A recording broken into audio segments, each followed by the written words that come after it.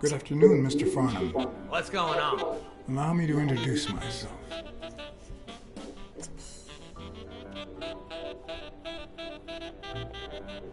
I'm John Blackmore, director of the Balford Hotel.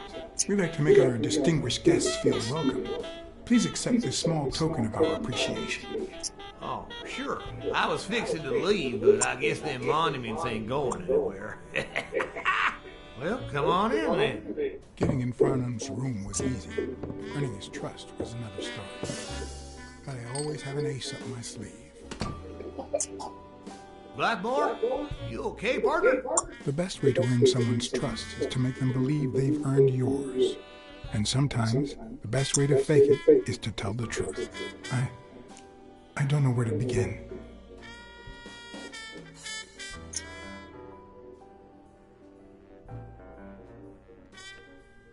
They killed my girlfriend. And no matter how hard I try, I just can't let go. Those bastards pay for what they've done to you, boy. They paid.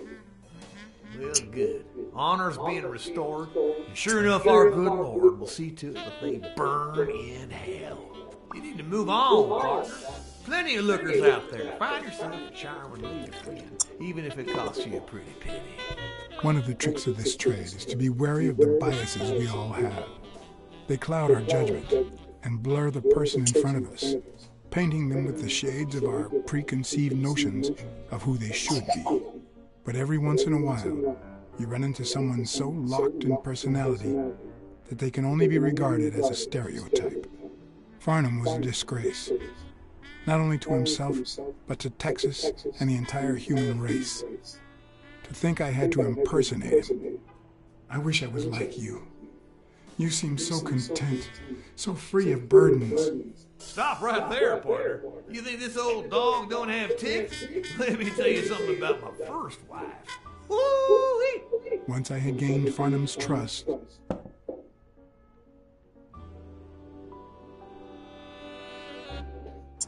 the hard part was deciding what I needed to know to become him, and not get myself killed.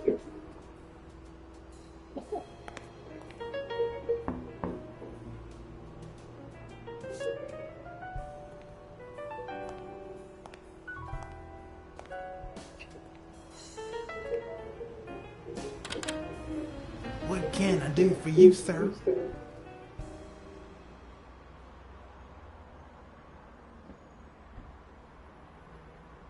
Farnham was one hell of a drinker. I had to get the information out of him before he drank himself unconscious. Otherwise, I'd have to find that information myself.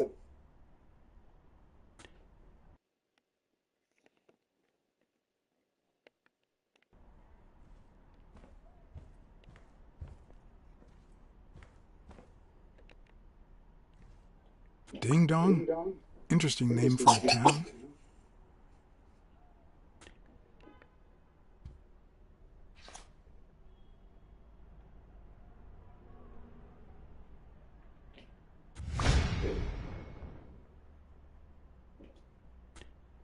Yes, I got a Vietnamese shave last night. Oh, please, come in.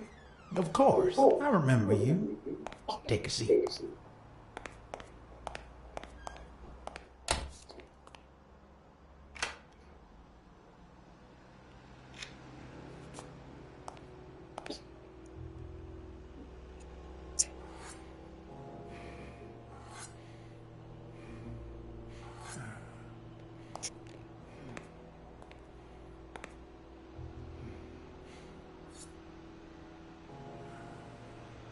I'm sure you'll understand we can't be too careful. Our host has many enemies, and someone has to keep them at bay. Sure, I get it. I'm glad to hear that. Now, please answer my question. How much does it cost to get yourself a clean Vietnamese shave?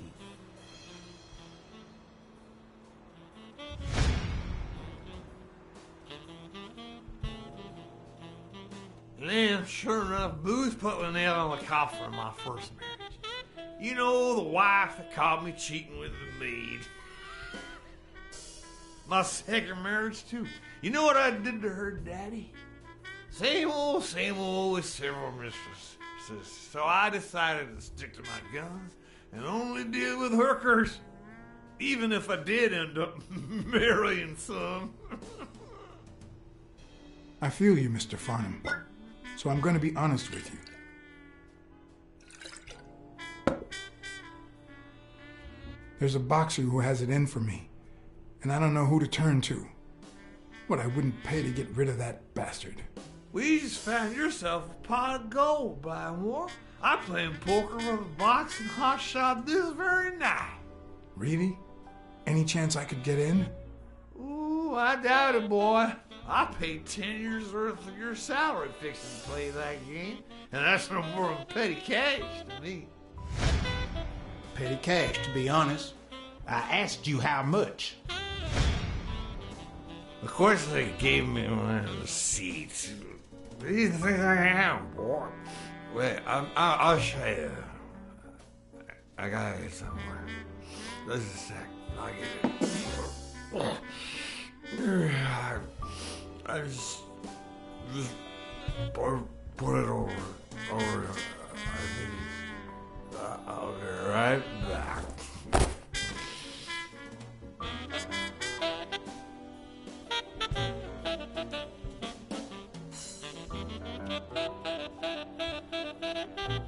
Ding Dong? Interesting name for a town.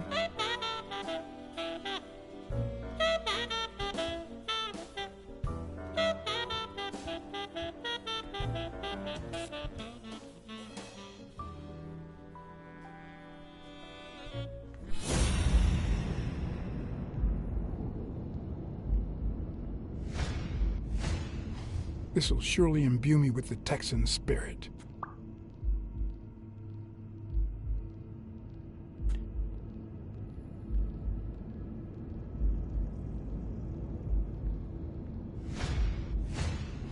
With this and that bolo tie, I'll really look the part.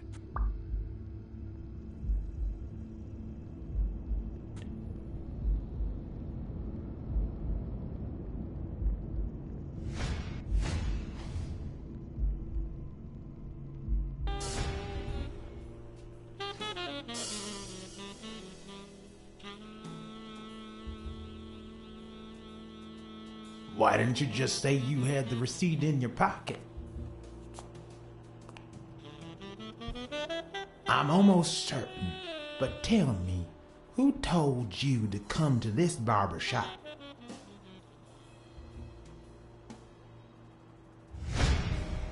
Let me tell you a little secret about my first wife, sonny boy.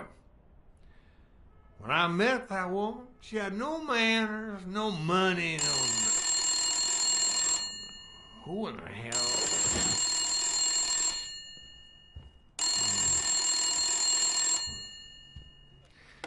Farnham. By God, if it ain't the hero of the day.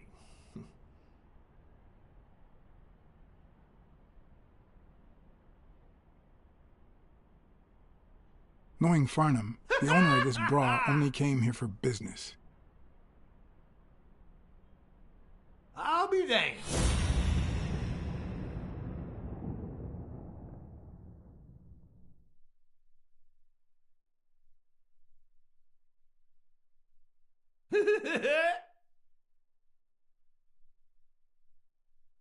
Yes, sir. New York City. I probably don't need to imitate his gestures during the game, but it certainly wouldn't hurt to try. Sure enough, I'm fixing to play poker with him.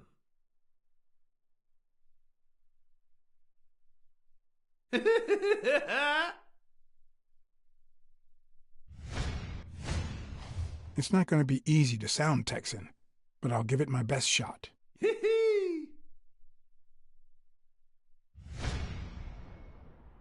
Anyway, Kenny, thanks for fixing the game with Cassidy.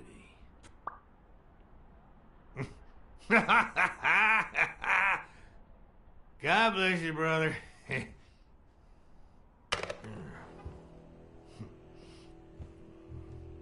Craziest goddamn Texan in New York. My good old friend Kenny. Craziest goddamn Texan in New York. You know how many Kennys there are in New York? Kenny who? So besides when and where the game will be, the password, and the money Farnham dished out, what else do I need?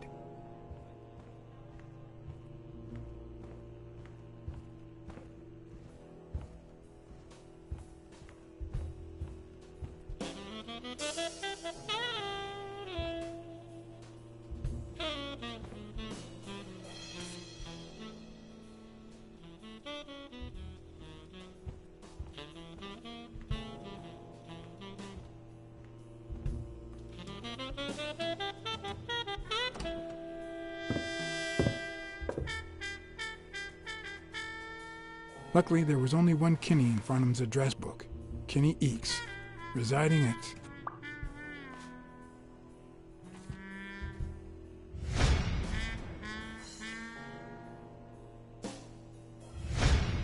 Cornell Plaza, Manhattan.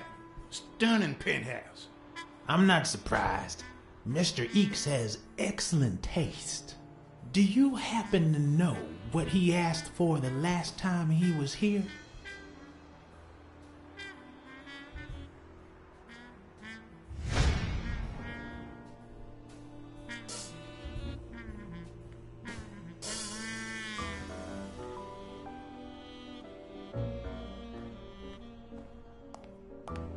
They smell like a party.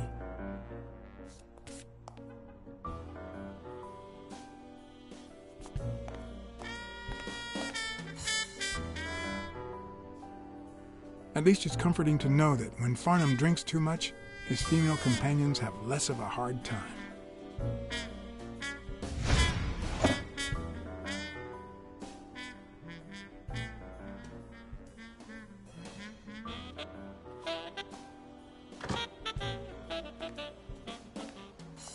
Don't tell me, Billy Bob. This here is my new friend Father. Am I right?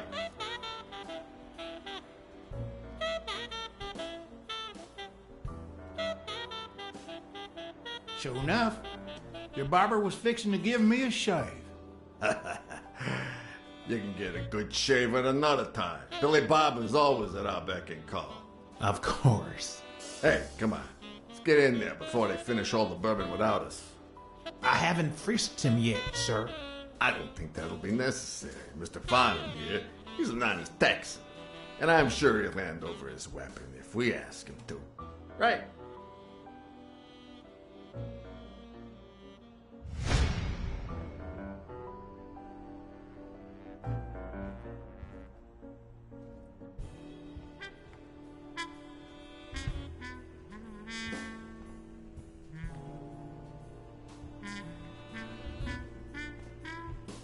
Ding Dong? Interesting name for a town.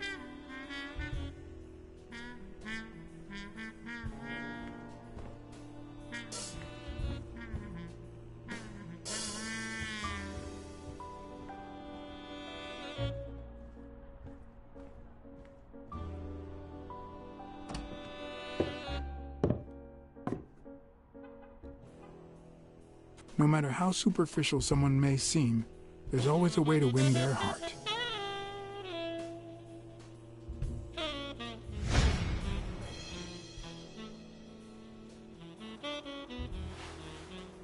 It'll be my pleasure.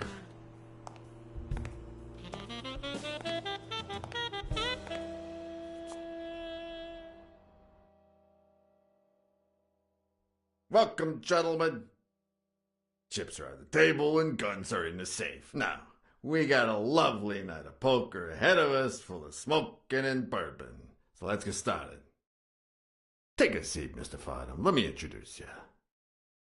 To my right, wearing gray boxers and weighing in at 140 pounds, the owner of Pink Vice, the largest meat market in all of Manhattan.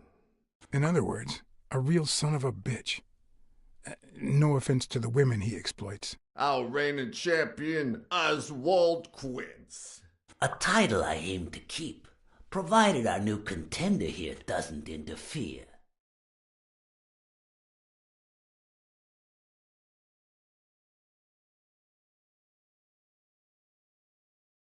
Well, I'll do what I can. Now you got me worried.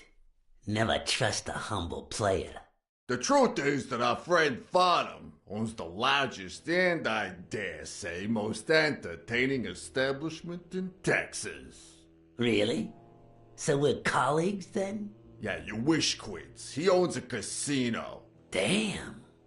And it's not even in Austin or Dallas.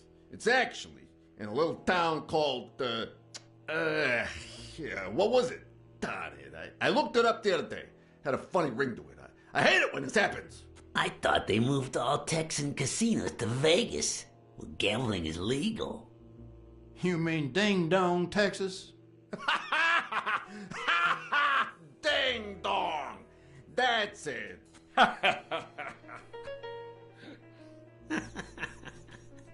Who'd ever think of a name like that?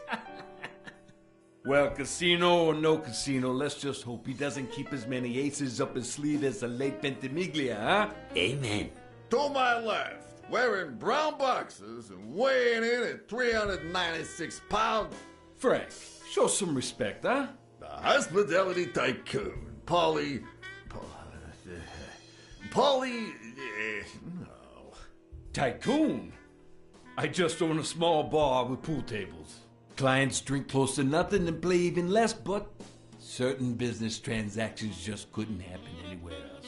Damn it, Polly. Why don't I know your last name? Because they took it away from me. You have no idea how good my ex-wife's lawyer is. Women, they even take our damn names.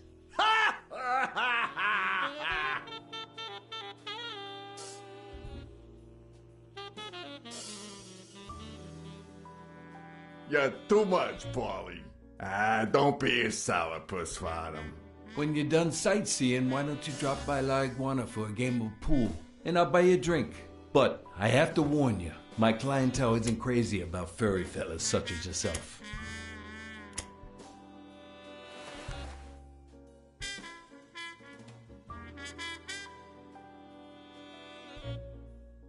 Damn lighter. Forget lighters. So, you looking to start your own pool hall, Farnham?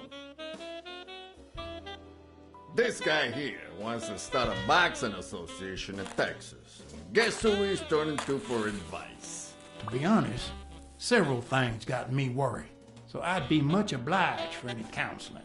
So, what worries you?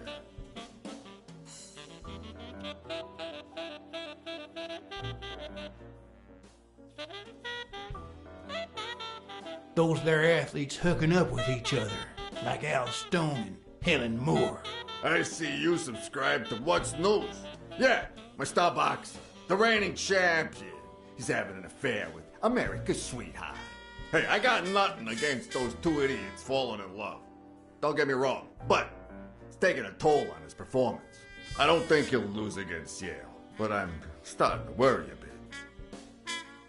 Billy, bring out the bourbon. We're drying up here. I'll deal with a fresh deck, of course. We respect traditions in this establishment. Poker is as boring as it is simple. All you need to do is read people's faces. And even the worst detective has that trick up his sleeve. The real issue is knowing what to play for when there's much more than just money at stake.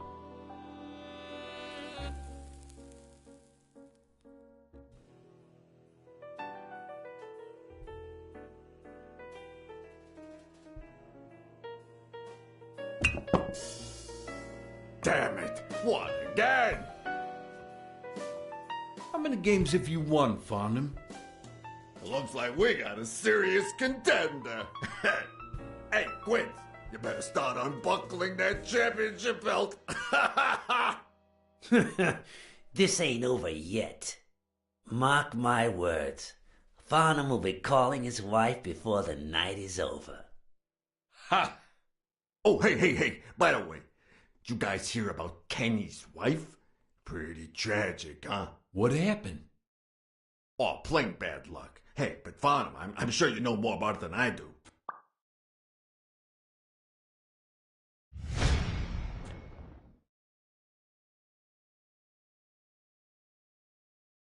Anyway, Kenny, thanks for fixing the game with Cassidy.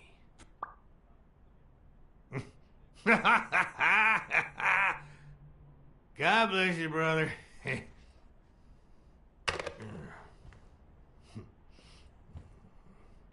Craziest goddamn Texan in New York. And the poor fella's already got enough on his hands now that his wife... Women just gotta have their vices. Well, she's in a rehab clinic now, hooked on tranquilizers and all that. That's it, tranquilizers. Don't tell me women don't have their vices, too. Bring out the bourbon, Billy Bob. Come on. Give me the bourbon. Maybe I spoke too soon when I said that poker is easy for a good detective. Let's just say it's relatively simple. There's always someone ready to surprise you, relatively speaking. Well, I'll be damned. I don't believe this. What happened, Farnham? Beginner's luck doesn't last forever, and that's when the real champ comes in.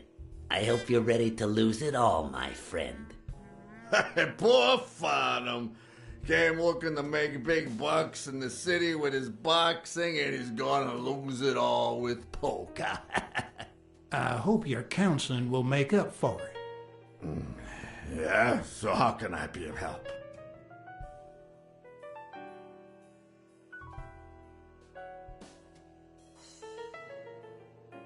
Come on, ask away.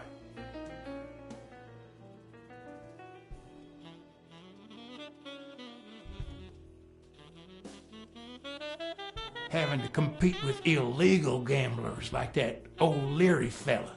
Huh? One would almost think that you live in New York, my friend. That son of a bitch killed one of my men and left the poor bastard on my damn porch. But he's a goner now. Ever since the sport got put on TV, people want a fair game, honest boxes, and no shady business. You can't break the law anymore like before. Nowadays, they gotta bribe those big network executives to negotiate for broadcasting rights.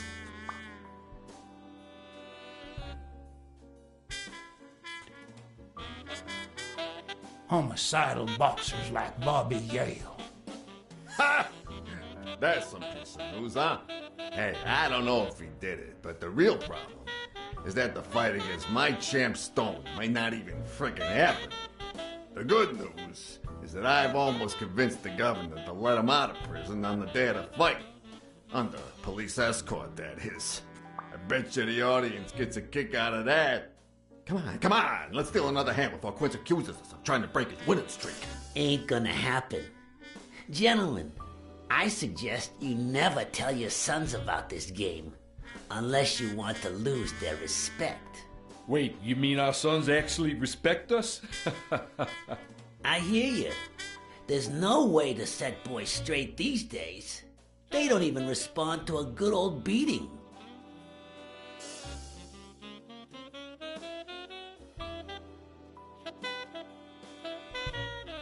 I dare say Texan boys do respond to a good beating. Hey, careful, Quince. You're talking to a pro. So, Kenny told me you had quite a house full. How many kids you got in that house full of yours?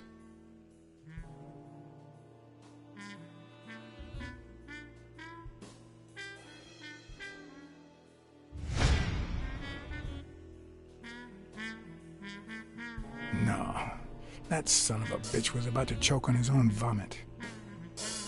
If I'd been a communist, perhaps the vision of a millionaire choking on his own vomit would have made my day. Even so, I doubt I could have just stood there and watched him die. Unfortunately, I didn't break a sweat trying to save him.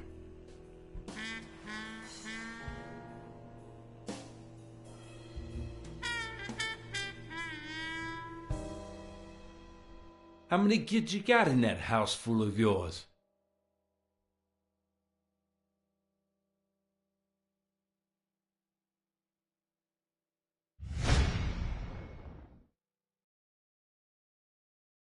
No, that son of a bitch was about to choke on his own vomit. If I'd been a communist, Perhaps the vision of a millionaire choking on his own vomit would have made my day. Even so, I doubt I could have just stood there and watched him die. No, deserving or not, the man would live.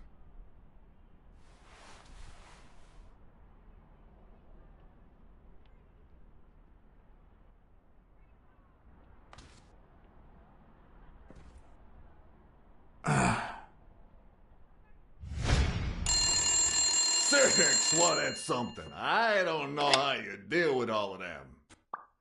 All boys? Does it have to be now? Oh, never let Quince near one of your daughters. Come on, Folly. Children are sacred. I won't lay a Cassidy. finger on them until they're 12. After that, well... let's just say... some men have needs that can only be met by a young girl that age, if you know what I mean. Are you all right, Farnham?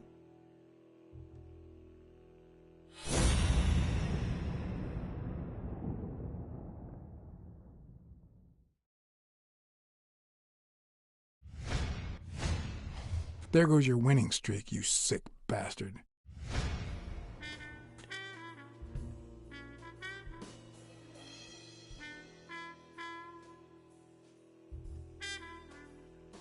Sooner or later, the police are gonna bust your ass.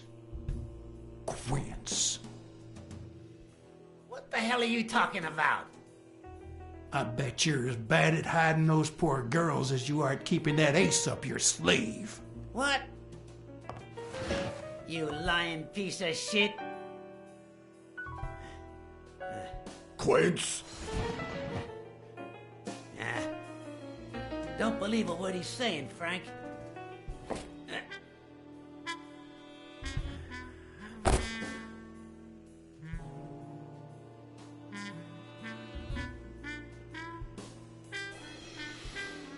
Don't you dare call me Frank. Billy Bob. It's 500 more. Huh. Washing up. It's a deal.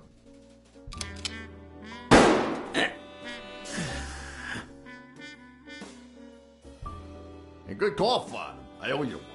Please, take that flying scumbag's token. And mine too, if you want. I'm feeling generous. Hey, turns out the governor accepted my suggestion to let Bobby Yell out of prison on the day of the fight. Hey, this is turning out to be the perfect night. If you decide to go ahead with your new venture, call me, Farnham. Your behavior at last night's game was utterly insulting. Never contact me again or I'll put an end to your pathetic life. If our common acquaintance should ask you about your business endeavors, tell him that boxing is too violent for you. Signed, Frank Cassidy.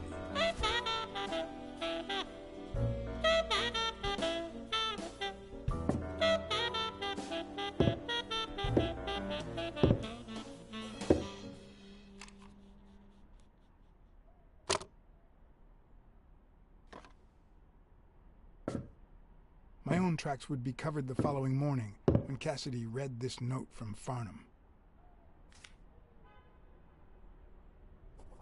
Dear Mr. Cassidy, although I'm grateful for your kind help, last night's game made me realize that boxing is just too violent for a peaceful Texan like myself. I have decided to invest elsewhere. Yours sincerely, Howard M. Farnham II. Damn Texans.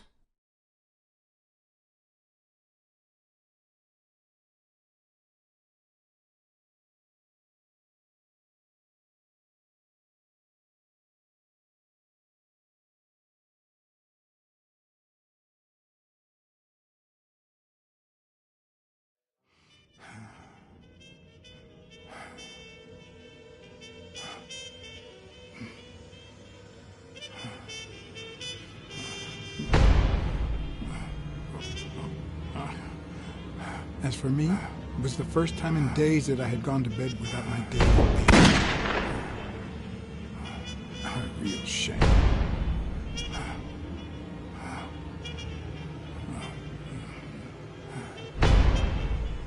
Nothing like a bruised body to help you to sleep like a baby.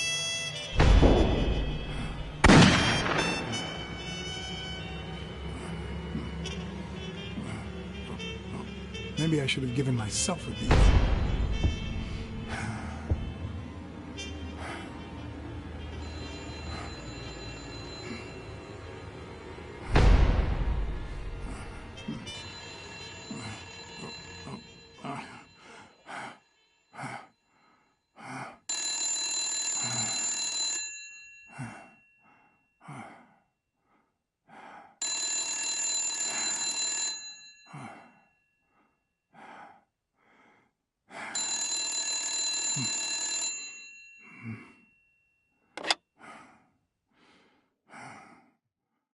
Blacksad. Finally, I need you at the gym now, please.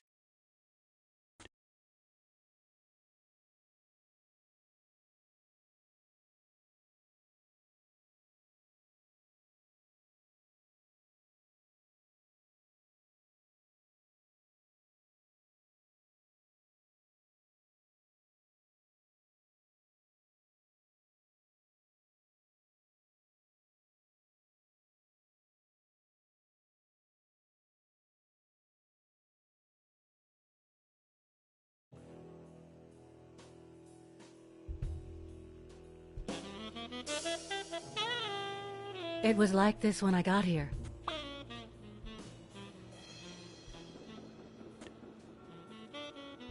When did you get here? I've been calling you for over an hour. Calm down. I'll take care of this.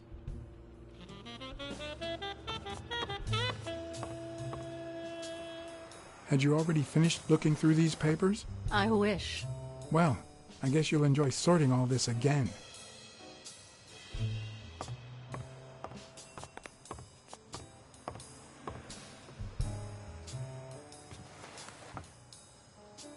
Bingo. What is it? Nothing. Just a freshly signed contract.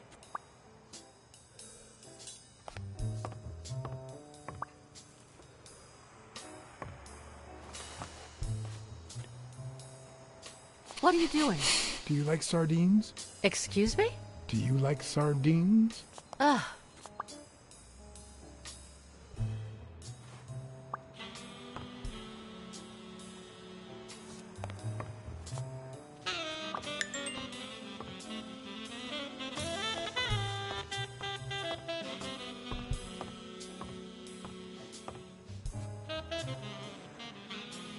Not that I suspected otherwise, but it's obvious they weren't looking for money.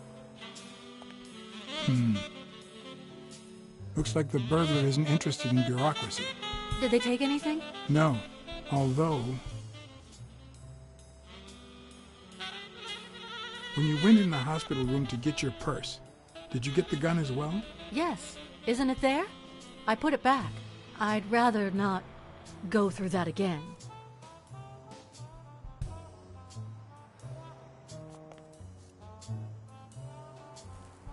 I see.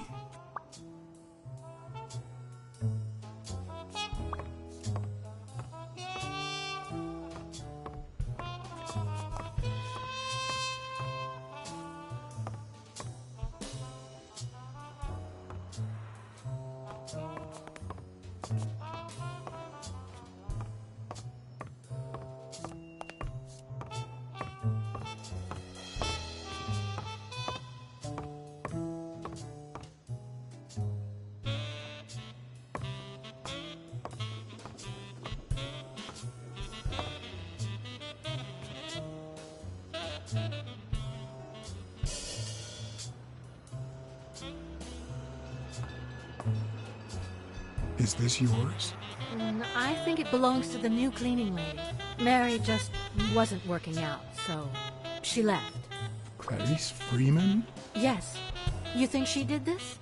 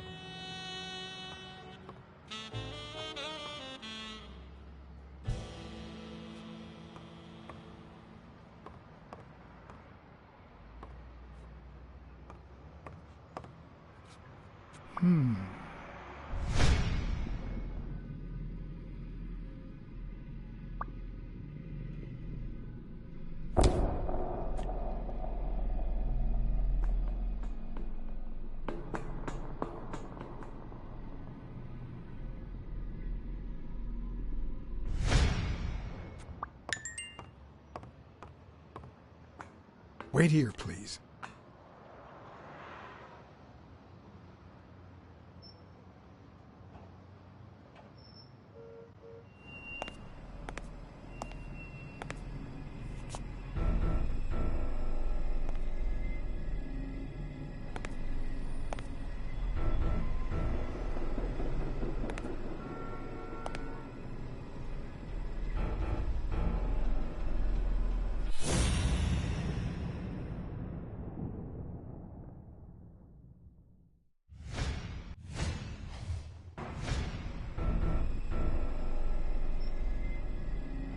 Ah, damn.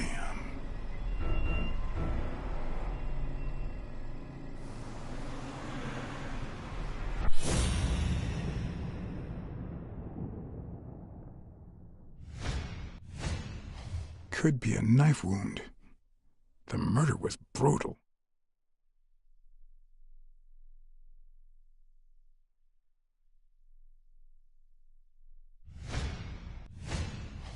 I can just picture her saying, "Honey, I found a job.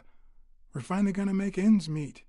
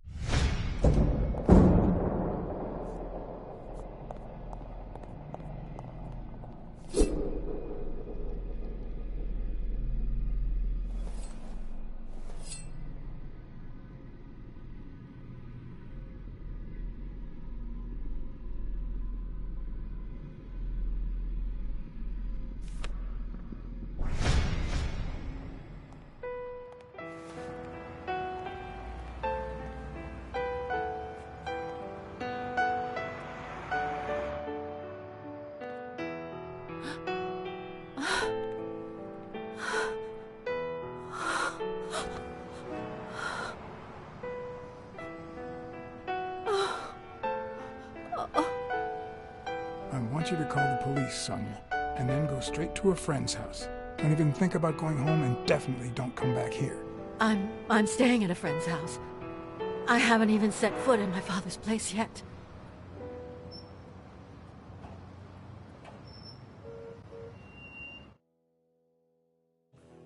Good.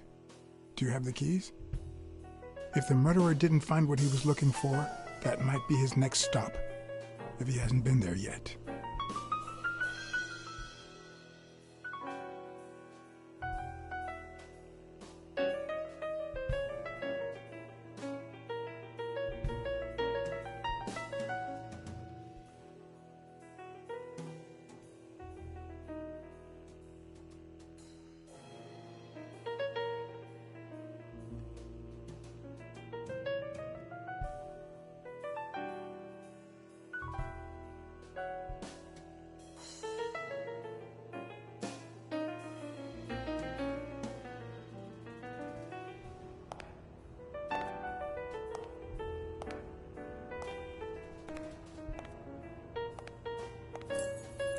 For once I had the keys to the place, which meant I wouldn't have to use my lockpicks or...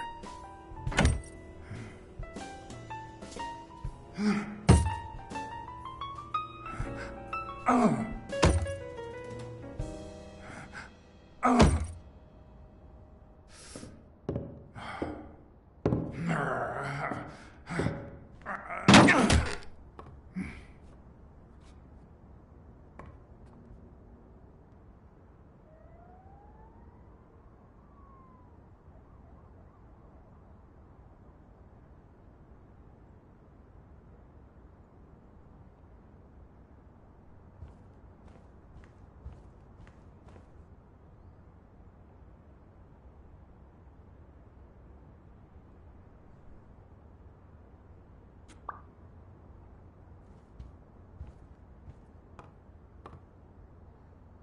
It's hard to believe that a pair of boxing fists could play something like this, although I'm sure he had the lungs for it.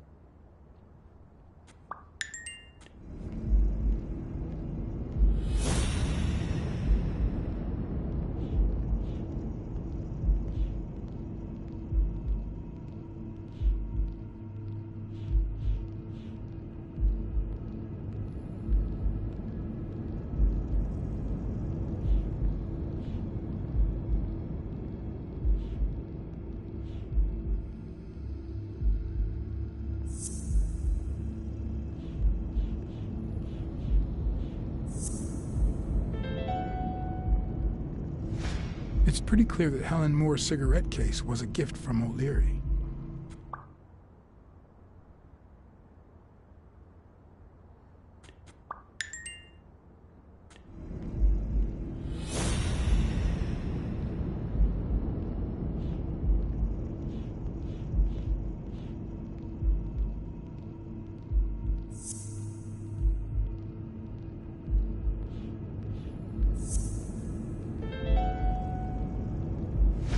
If she's still in love, why does she claim she hates him?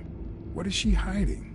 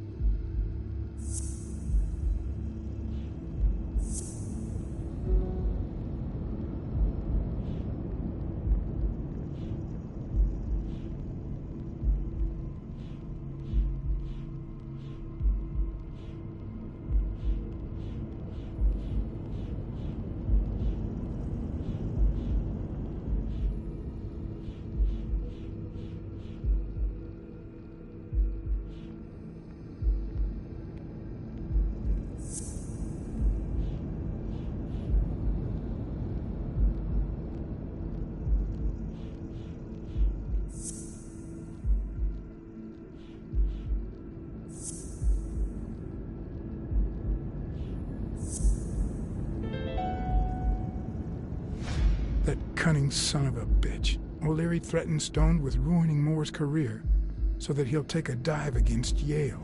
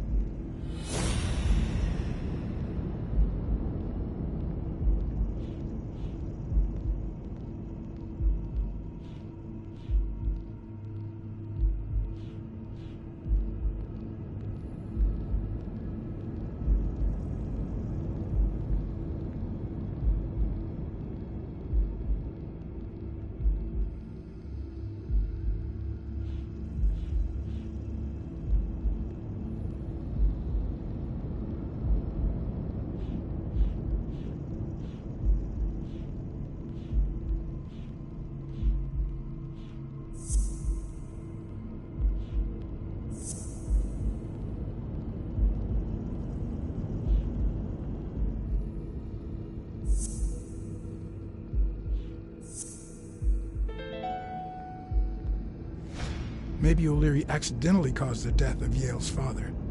So now he tries to make up for it by secretly helping advance his career?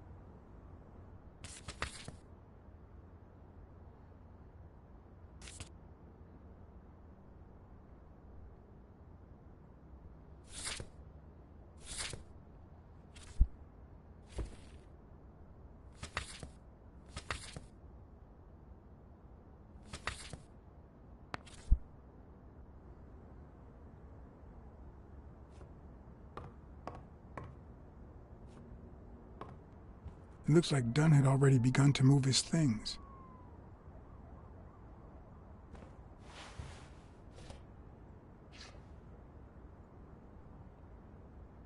Dunn? Thorpe? No idea. And these two, they look familiar.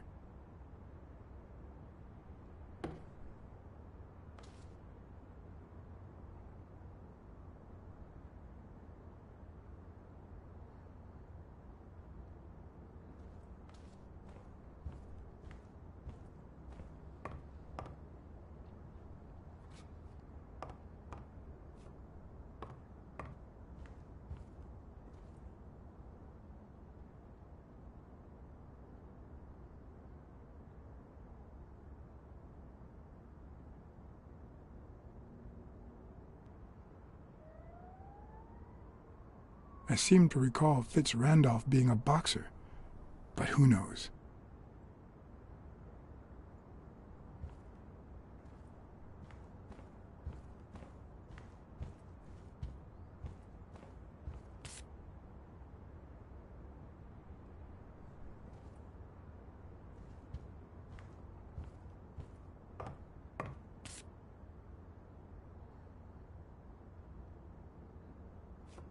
As I glanced at the telephone, I remembered the weekly password for O'Leary's illegal gambling operation. Even though I had rejected his reward for finding Yale, and had chosen to bet it all on Yale, I had managed to make my own dirty money by ratting out the Eagle Pimp during our poker game. How much damage could another bet do? What harm could I do? Only the invisible type.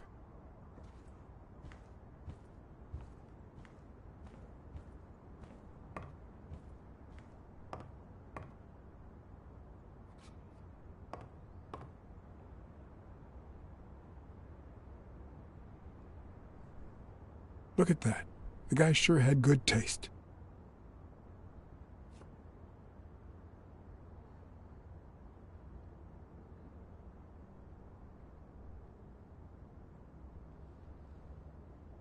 I see more art in a boxer's hypnotizing footwork than in certain modern paintings.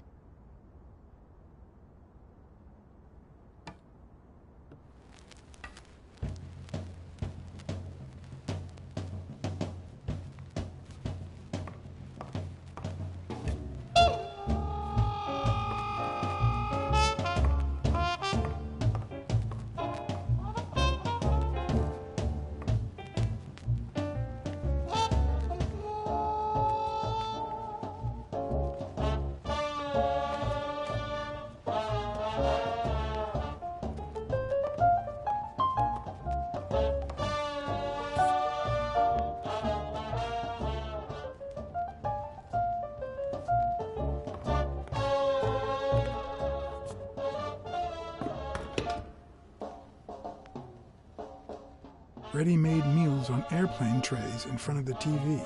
Who would have thought we'd end up eating like this? Dunn died 4 days ago, and that lettuce still looks okay.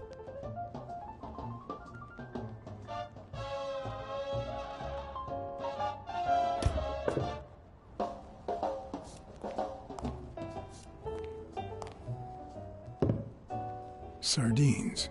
It's been open for a few hours.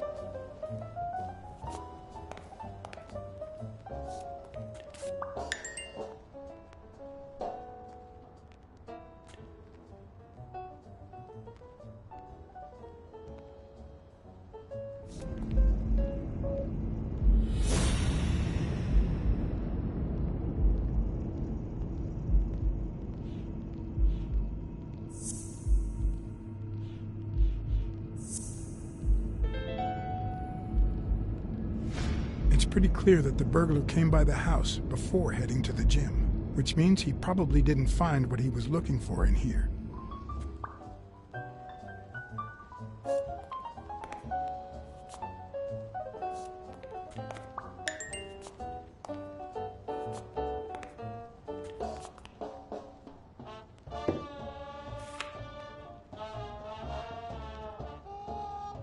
Of course. Now I see how Dunn bought the apartment he was going to share with Mary. This place has to be empty in 2 weeks for the new owners. I wonder if Sonia knows about this.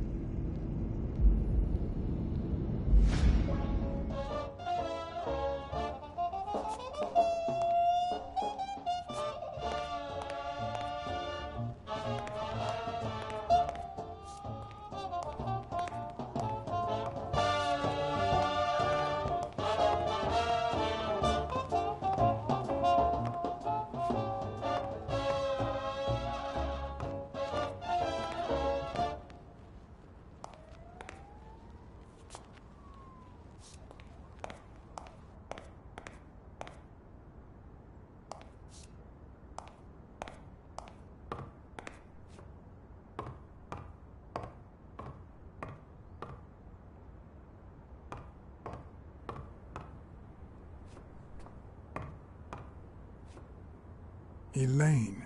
I think that was Dunn's wife's name, according to Jake.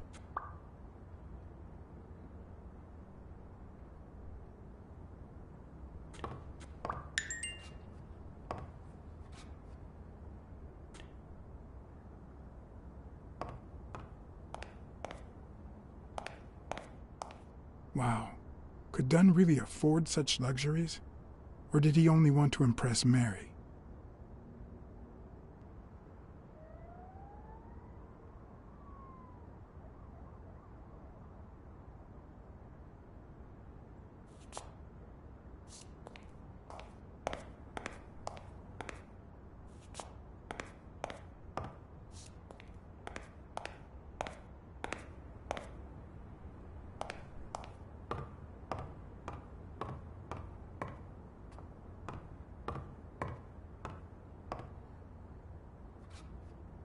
You still looked at her every morning, so many years later, with a new love? Maybe we don't need to forget.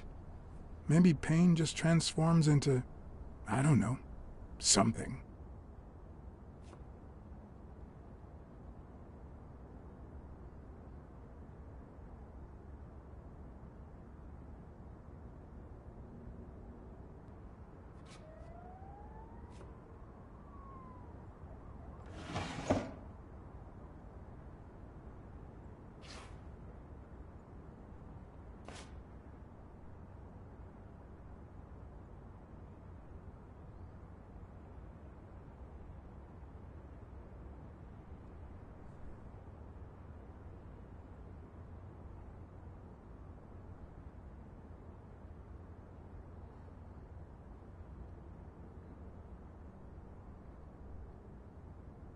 This is too private.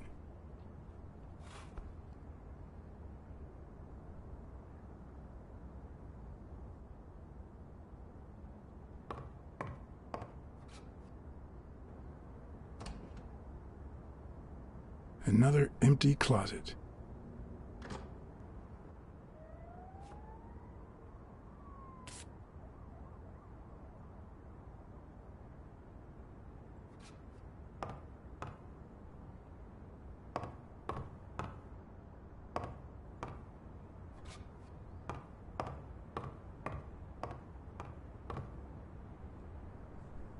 Is this how he got in?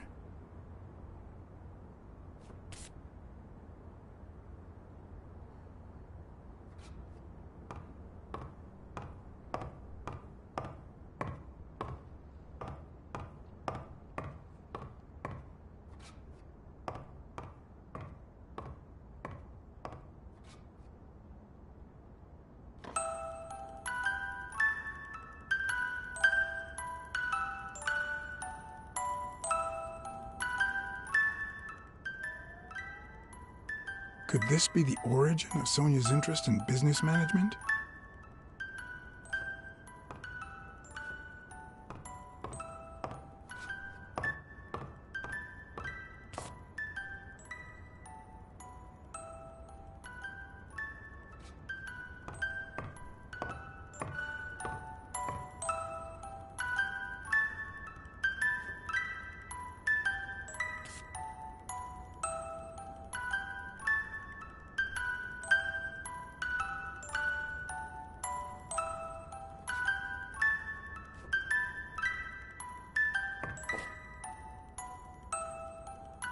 What's this doing here?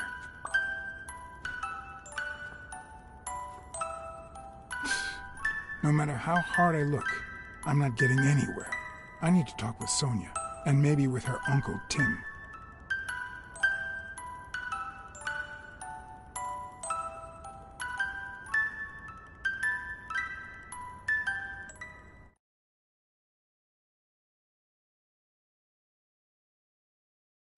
It brings back... I don't know. Bad memories? A pessimist, are we? It's like remembering the last day of summer. Scenes full of joy, picturesque landscapes, and yet the light is faint and the air is still, the calm before the storm. I know that feeling. I figured that much. I can see it in your eyes.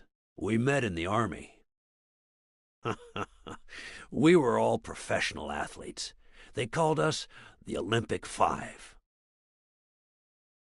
Who's the guy on the right? Angus Mitchell, our combat medic, and a doctor with the New York Warriors. It was Spanow who got him assigned to our platoon. Hey, isn't that Craig Spanow? The guy on the Morley's billboards? Yes, indeed. Our captain. He was the oldest, after all, and star of the New York Warriors.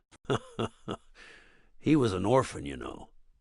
But he loved the sport so much that he said baseball was his family. He was the one who had Mitchell assigned to our platoon.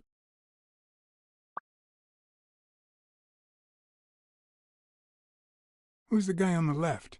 Ah, Viktor Sukovsky, the athlete. You've probably heard of his medals. Was Dunn already boxing? Yes, he was. I had already seen him fight before I even met him. He was as humble in the ring as he was in life. He'd always let his rivals take the initiative. I remember how he barely dodged the blows. If you didn't look at his feet, it seemed like he wasn't even moving. And the footwork, pure dancing. You could almost hear the music. The song would play until his opponent was exhausted. Then came the drum roll, followed by Dunn's victory by KO. What about you? I had just signed with the Milestones. I hadn't even played my first game, but people said I had a bright future ahead of me. But the war got in the way of that bright future. Huh? No, I made it big when I came back. Best time of my life. Don't you remember that cop at the hospital? The one who let me in exchange for an autograph? Trust me, nobody calls you Iron Arm if you're just sitting on the bench. Who would have thought that I'd end up becoming Tim Iron Legs Thorpe? What happened? I fought the Nazis for 2 years, up there in the sky, over Europe. And I never set foot in a field hospital. 3 years later, I crossed the street without looking. And look at me now. What happened to all of them? Zhukovsky died the same day they injured Dunn. Dunn received an honorable discharge and came home. He quit boxing and opened his gym. Mitchell was redeployed to a field hospital. Spano and I continued in the same unit, but nothing was ever the same. You see what I meant with the last day of summer. And after the war, well, who the hell cares? I do. What happened to Spano? Well, you've seen the billboards. He made it big time. When I was forced to retire, I got him some advertising deals. That's how I founded this agency. But then, something happened to him. He became sullen. He fell out of shape, and slowly but surely lost touch with reality. He withdrew from public life and broke off our friendship. Haven't heard from him in, 3 years? And believe me, I've tried to contact him.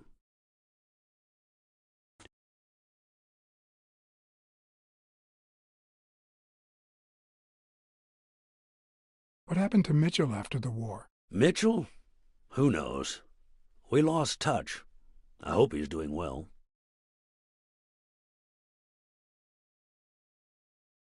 You think Spano might have been involved in Dunn's death? Spano? No way. He and Dunn were always... Well, Spano's changed so much that it's hard to say. I think I saw Mitchell not too long ago, but I can't remember where. Seriously? Please try to remember. I'd love to hear from him again. I'll do my best. Allow me to double your wage.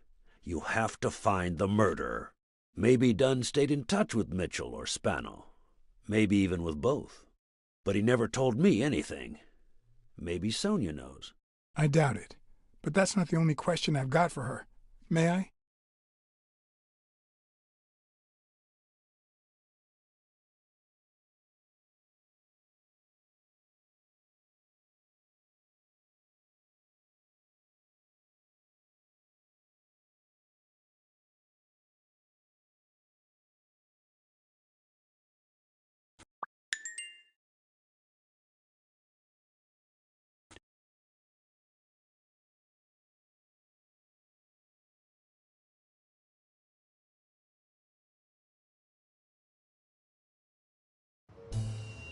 Yes? Sonia? No, she's not here. Who's calling? Where is she?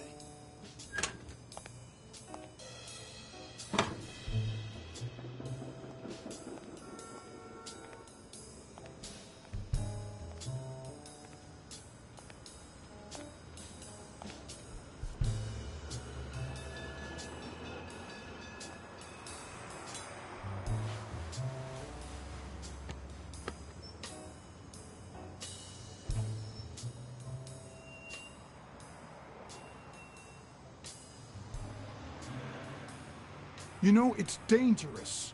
Have you ever wished you'd never been born? What?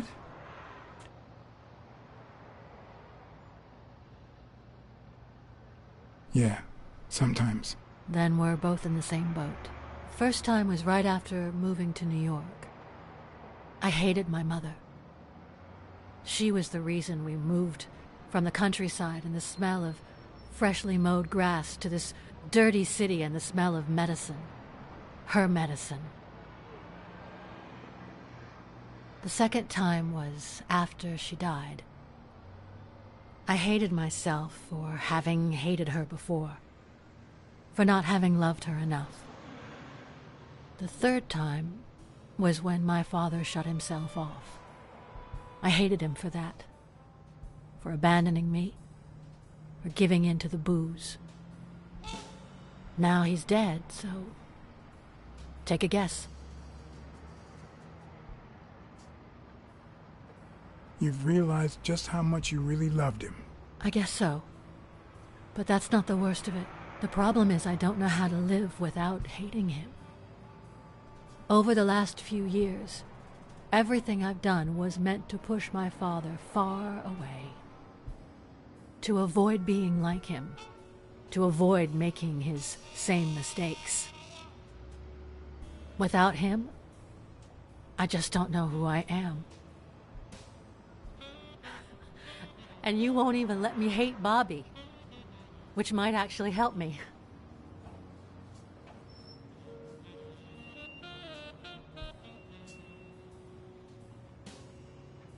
Bobby Yale is innocent. He doesn't deserve your hate. Don't you think I know that? I need someone to blame.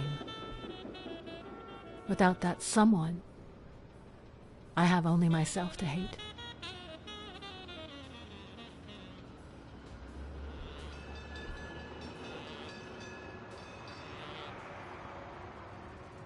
Hate me. A good detective would have found the killer by now. That's nonsense. You've already come so far.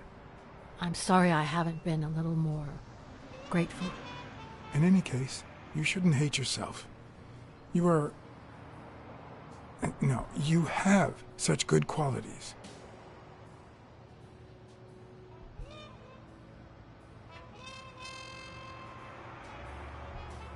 You are both beautiful and smart. Are you really trying to flatter me now? No, seriously, I didn't mean to... Sorry. Anyway, can we just drop the subject?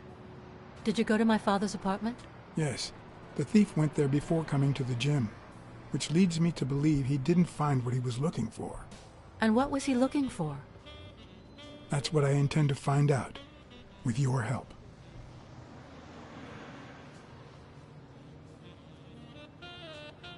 I found a picture taken during the war. The Olympic Five. Did you meet any of them, besides your father and uncle?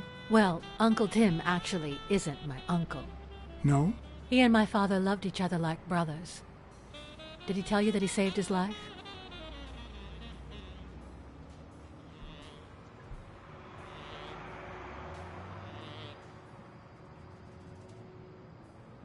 Thorpe saved your father? They were flying over Brittany in a 3-unit fighter plane. Zukovsky was the pilot, my father was the co-pilot, and my uncle manned the machine gun. Suddenly, enemy fire killed Zukovsky and injured my father, which is why he never boxed again. My uncle jumped out of the gun turret, ran to the cockpit, and managed to pilot the plane to safety. Oh, the times my father told me that story. And now...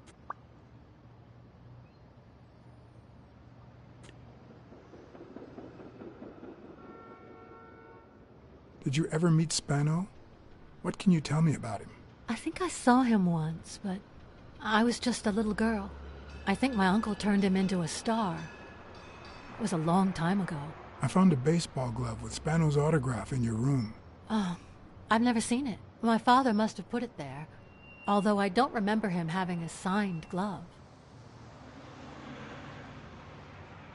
Did you ever meet Mitchell, the doctor? Mitchell? The lizard? No, never. Why? Oh, nothing. I think I've seen him somewhere.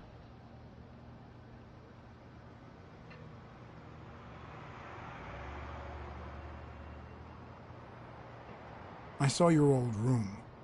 That's embarrassing. I see you were dead serious about me hating you. Did the abacus inspire you to dabble in finances? The most useful gift anybody has ever given me.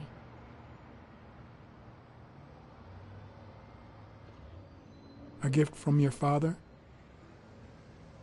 From my Uncle Tim. He used to say that in this day and age, a woman should know how to count. My father didn't agree, but he didn't oppose it either. People thought he was a liberal because of his attitude towards racial issues. But at home, things were different.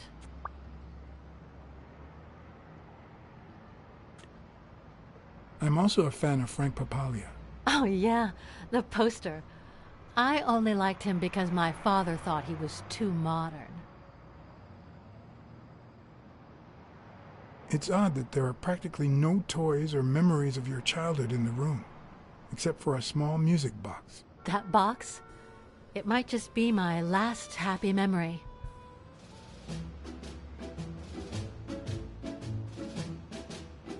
It's from before my mother got sick and we moved here.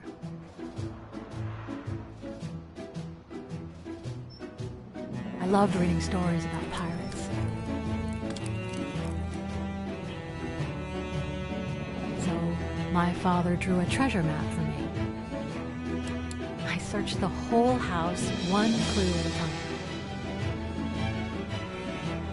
It led me to this enormous tree in the yard. My daddy had put up a tire swing.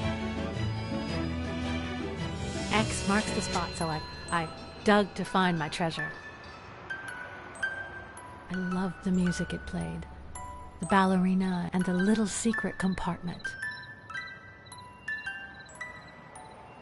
Oh, the secrets I kept in there. I think it's the first time I heard you call your father Daddy. Really?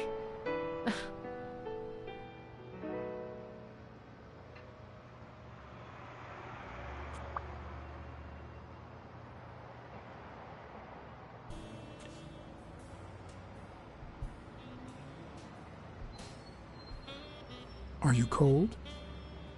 A little. Maybe I should go.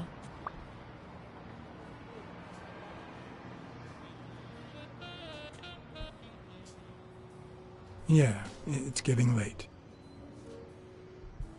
Anyway. Thanks for the company.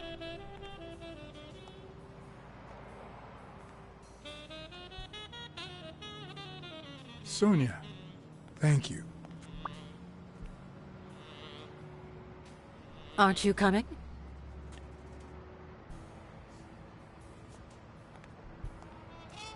I knew I was looking at a solution, but what exactly needed solving?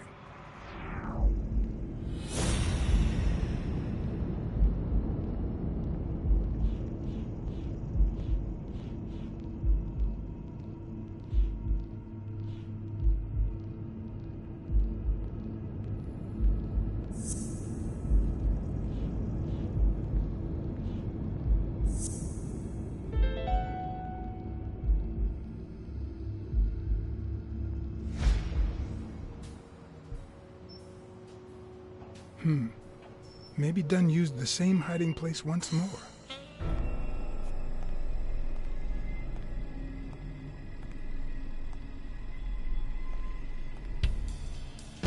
I'll never understand why detectives and criminals bluster while they fight each other in the picture. What a waste of breath, focus, and energy.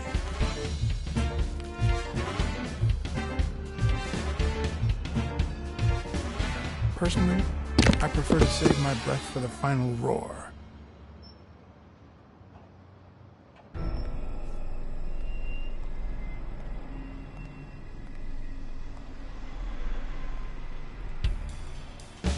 I'll never understand why detectives and criminals bluster while they fight each other in the pictures. What a waste of breath, focus, and energy.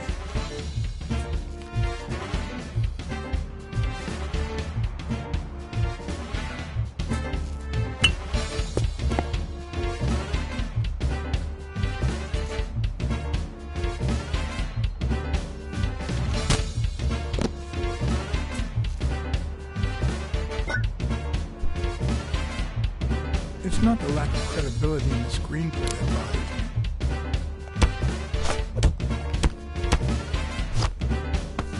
Plus, it's actually pretty handy. When a crook talks to you in the middle of a fight, you know you're up against a rookie.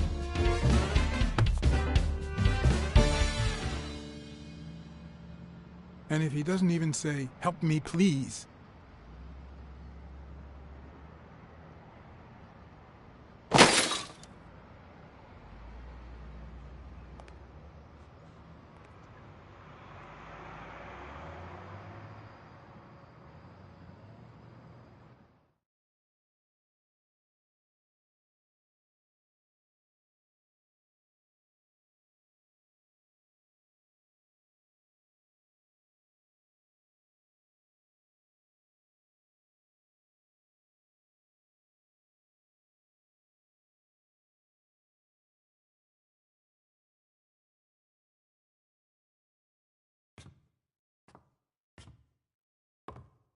What did they say?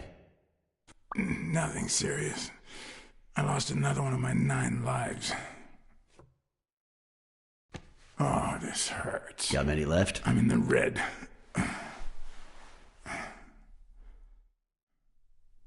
You hasn't woken up yet? Nope. We're gonna be here a while. Vulpine, 7 letters.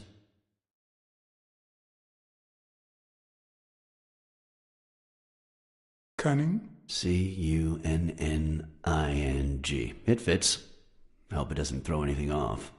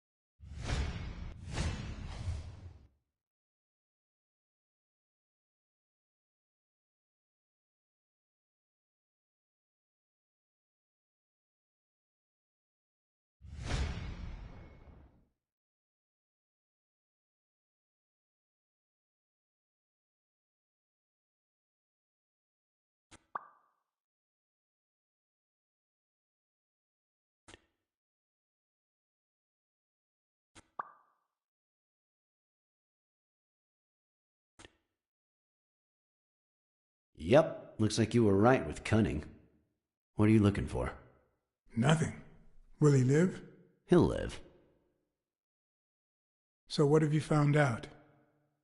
Randall Lee. Apparently in love with our penitentiary system, judging by the frequency of his visits.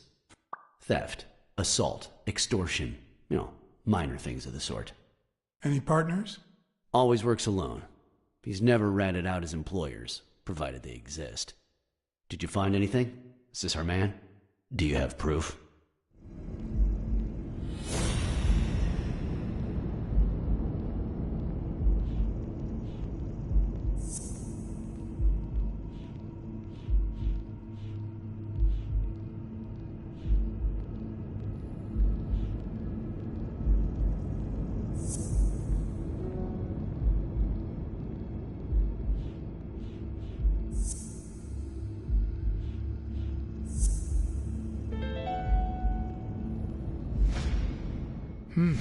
Looks like we know who tore his pants following Clarice Freeman up to the rooftop.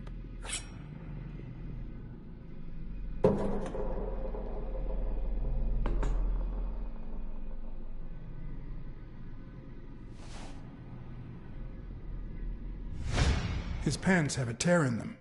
I found a piece of that same fabric at the gym, on the stairs that lead to the rooftop where we found the second body.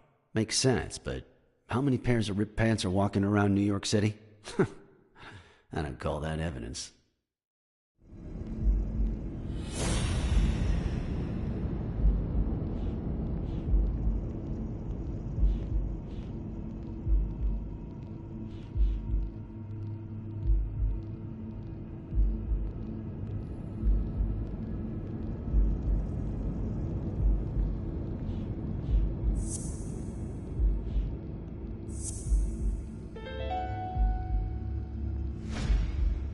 The guy who broke into the gym in Dunn's place has a thing for sardines. Did you smell his breath? Right, because there's only one sardine fanatic on this side of the Hudson. I need something more.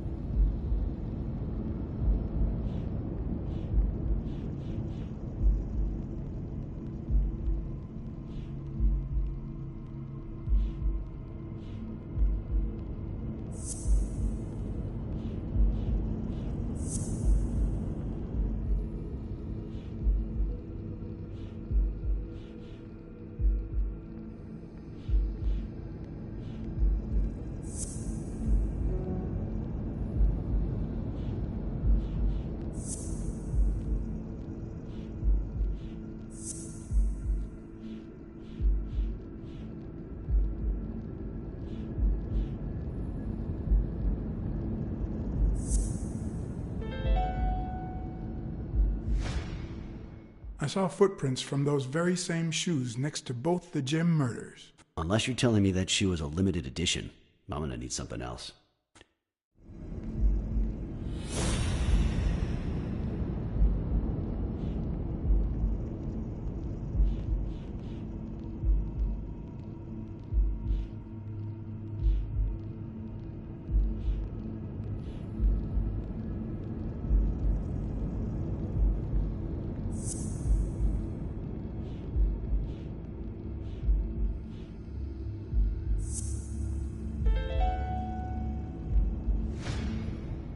One of the thugs that attacked me the other night had a snout just like his. I'm sorry, but you can't incriminate someone based solely on species. What else you got? What more do you need? I've given you 4 pieces of evidence. None of which are conclusive. He tried to throw me off the rooftop. Yeah, you're right. I'm sorry. He's our man. No, he's not our man. Make up your mind. He's just a puppet. Someone is pulling his strings. Could it be Yale?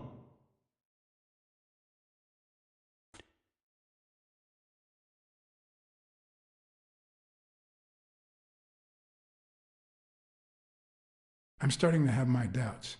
Maybe I dismissed him too soon. By the way, was he discharged? His room is empty. They let him out yesterday. He's in police custody now. You can tell he's an athlete. Made quite the comeback. Anyone else would have taken 10 times as long. Anyway, he better be fine. You know they've ordered me to escort him to Madison Square Garden on the day of the fight.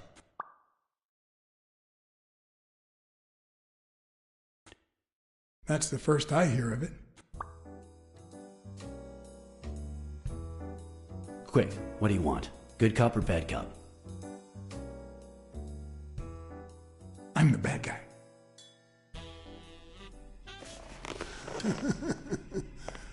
Good thing someone took out the trash. Good morning, Mr. Lee. I assume you're aware that you're about to be accused of murder, and that thanks to the witness testimonies of Mr. Blacksad and Miss Dunn, your future's not looking too good. Go to hell, you dog.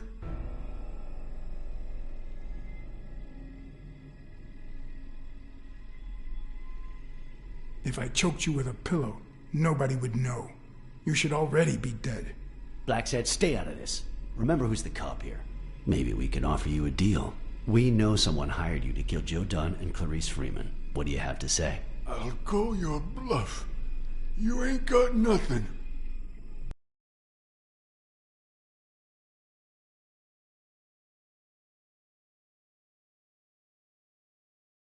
Your friend the Hellhorse doesn't seem to feel that way.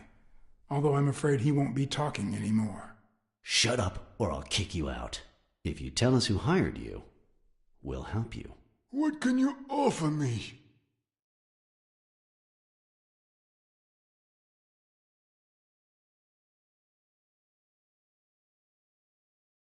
How much is your life worth to you? Don't pay attention to him, Mr. Lee. We aren't vigilantes. But we can significantly reduce your sentence. That's a start, but it's not good enough. I want in on the witness protection program. New city, new job, new identity, and a clean police record. That's the only way I'll talk. Meanwhile, I want police protection 24/7. I'm afraid that... Whoa! Watch out!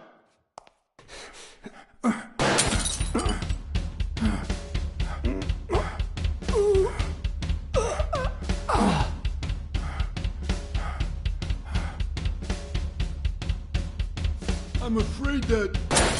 Whoa! Watch out!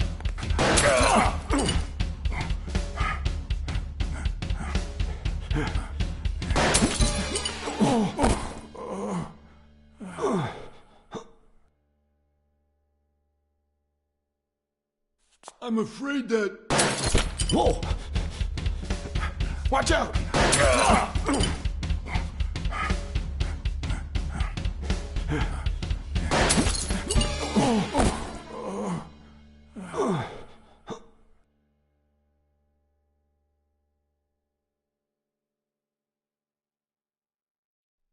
I'm afraid that... Whoa! Watch out!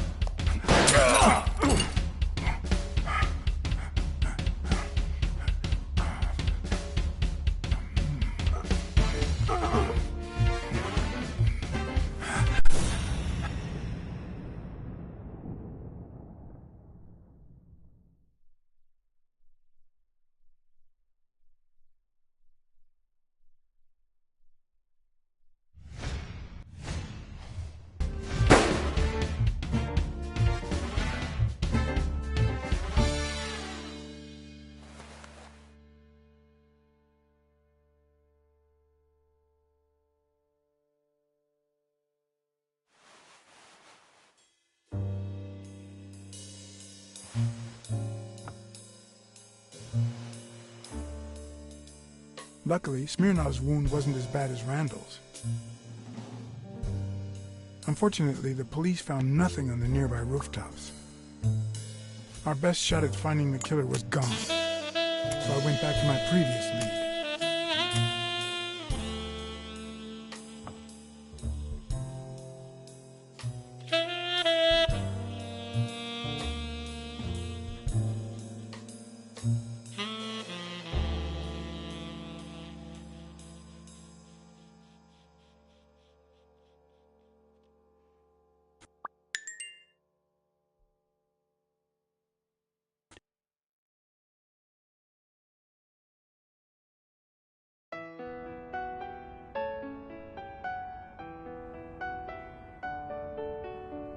It's from before my mother got sick and we moved here. I loved reading stories about pirates, so my father drew a treasure map for me. I searched the whole house, one clue at a time. It led me to this enormous tree in the yard where Daddy had put up a tire swing.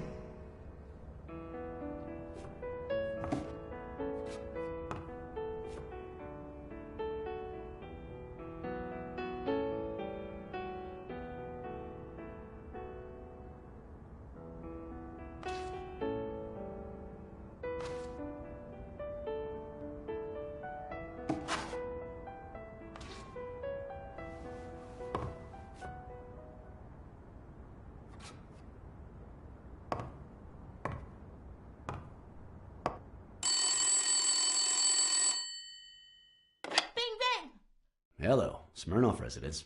You're Blacksad dead. here. No, I got you with my lasso. Can you quiet down, kids? Dunn got killed for stirring the hornet's nest. And you confessed your crime. Kids, please. He'd been investigating athletes for months, including Helen Moore and Al Stone, among others. Dunn's notes aren't all that clear, and I'm not sure what he was after.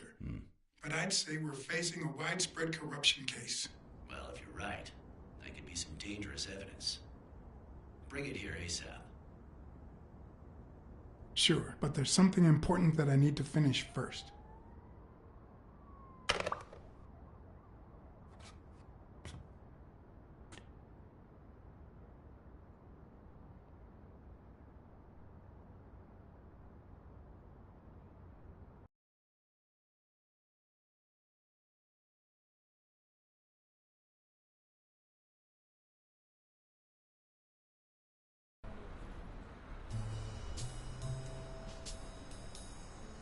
I wanted to follow a certain lead on my own before Smirnov had the chance to see anything.